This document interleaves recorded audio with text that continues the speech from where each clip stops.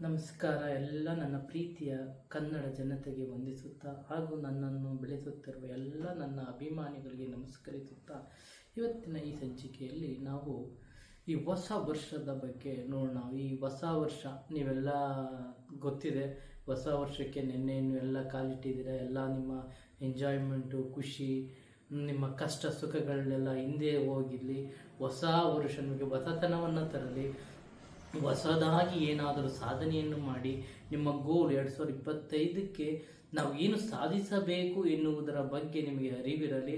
ನಿಮ್ಮ ಸಾಧನೆಯ ಕಡೆಗೆ ನೀವು ನಿಮ್ಮ ಮುಖವನ್ನು ಹಾಕಿ ಮುಂದುವರೆಯುವಂತಹ ಎಲ್ಲ ಯೋಗ ಫಲಗಳು ಎಲ್ಲರಿಗೂ ಸಿಗಲಿ ಅಂತ ನನ್ನ ಕುಲದೇವತೆಯಾದಂತಹ ಲಕ್ಷ್ಮೀ ರಂಗನಾಥ ಸ್ವಾಮಿ, ಗವಿ ರಂಗನಾಥ ಸ್ವಾಮಿ, ಗುಂಡಪ್ಪ ಸ್ವಾಮಿಯ ಪಾದಾರವಿಂದಗಳಲ್ಲಿ ನಮಸ್ಕರಿಸುತ್ತಾ ಇವತ್ತಿನ ಈ ಸಂಚಿಕೆಯಲ್ಲಿ 2025 ಹೊಸ ವರ್ಷ ಯಾರಿಗೆಲ್ಲ ಏನೆಲ್ಲ ನಮ್ಮ ದೇಶದಲ್ಲಿ, ನಮ್ಮ ಜಗತ್ತಿನಲ್ಲಿ, ನಮ್ಮ ಊರಿನಲ್ಲಿ ನಮ್ಮ ಏನೇನಾಗುತ್ತೆ ಎನ್ನುವುದರ ಬಗ್ಗೆ ನಾವು ನೋಡ್ತಾ ಹೋಗೋಣ.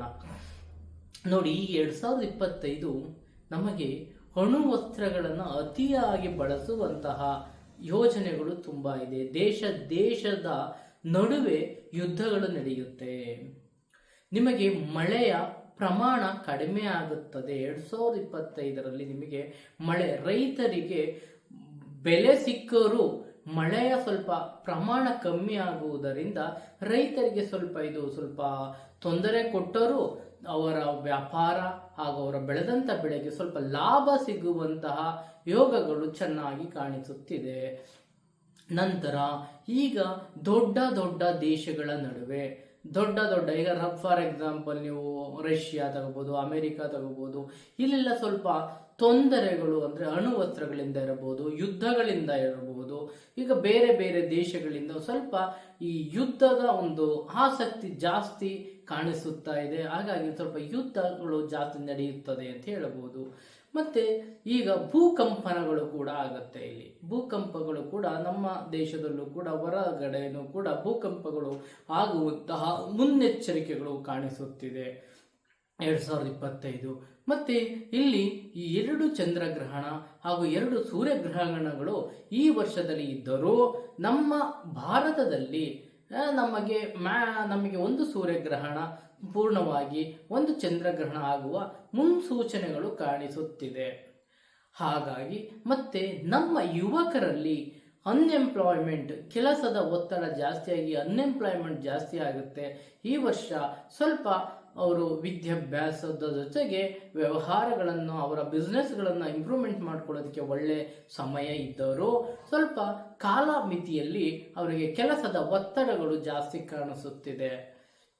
ಇಲ್ಲಿ 2025 ನಮಗೆ ಉತ್ತಮ, ನಮಗೆ ಎಲೆಕ್ಟ್ರಿಕಲ್ ಅಲ್ಲಿ, ನಮ್ಮದು ಎಲೆಕ್ಟ್ರಾನಿಕ್ಸ್ ಅಲ್ಲಿ ಮತ್ತೆ ನಮ್ಮ ದೇಶ ಇಂಪ್ರೂವ್ಮೆಂಟ್ ಆಗೋದ್ರಲ್ಲಿ ನಮ್ಮ ದೇಶಕ್ಕೆ ಬಂದರೆ ಒಳ್ಳೆ ಒಂದು ಉತ್ತಮವಾದ ಸನ್ನಿವೇಶ ಭಾರತಕ್ಕೆ ಕಂಡು ಬರುತ್ತಿದೆ.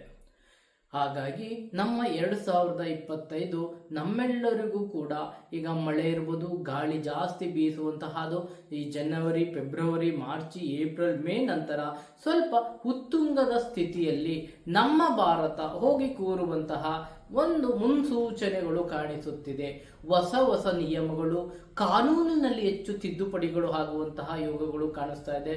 ಕಾನೂನು ಎಲ್ಲೋ ಒಂದು ಕಡೆ ಫಾಸ್ಟ್ ಮೂವಿಂಗ್ ಆಗುವಂಥದ್ದು ಕೂಡ ಇಲ್ಲಿ ಕಾಣಿಸುತ್ತಿದೆ.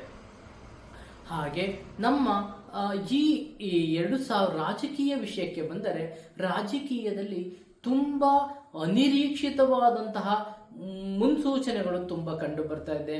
ಕೆಲವೊಬ್ಬರು ತಮ್ಮ ಸ್ಥಾನಗಳನ್ನು ಕಳೆದುಕೊಳ್ಳುವಂತಹ ಮುನ್ನೆಚ್ಚರಿಕೆಗಳು ಕಾಣಿಸ್ತಿದೆ.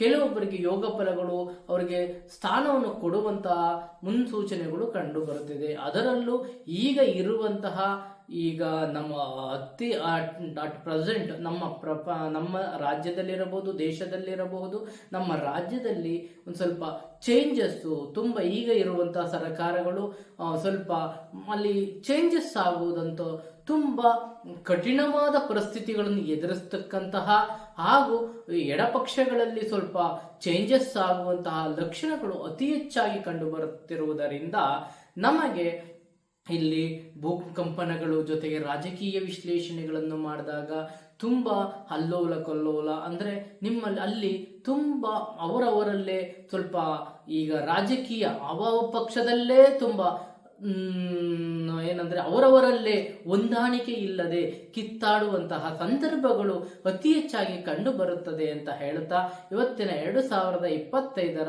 ಗ್ರಹಗತಿಗಳನ್ನೆಲ್ಲ ನಿಮಗೆ ತಿಳಿಸಿದ್ದೀವಿ ಅಂತ ತಿಳ್ಕೊಂಡು ನಾನು ಈ ಕಾರ್ಯಕ್ರಮನ ಮುಗಿಸ್ತಾ ಇದ್ದೀನಿ. ಒಳ್ಳೆಯದಾಗಲಿ ಎಲ್ಲರಿಗೂ.